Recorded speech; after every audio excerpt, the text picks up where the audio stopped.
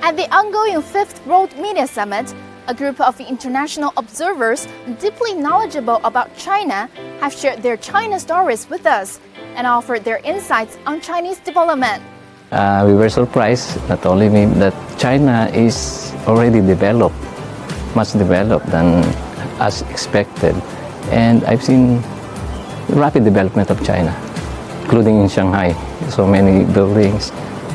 And what impressed me most is the news that China was able to address extreme poverty several years back.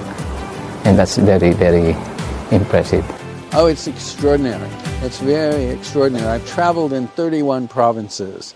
I've been in communities where poverty alleviation was taking place. And I see old houses, but the farmers aren't living there anymore. They're living in a new house right next door, or an apartment building very close to their fields. And the key element of that modernization in China is what can be referred to as a people-centered modernization, or people-centered development. I'd been to Shanghai, Xi'an, and Beijing.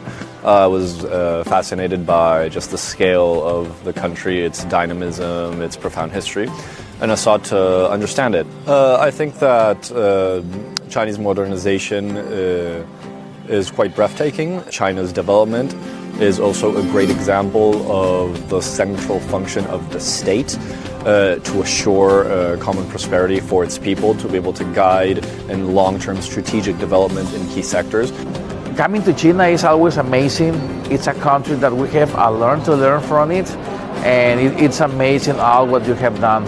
And we can learn from the Chinese phenomenon. That's what you are doing with the culture, with the society, with the infrastructure, with all the aspects of life.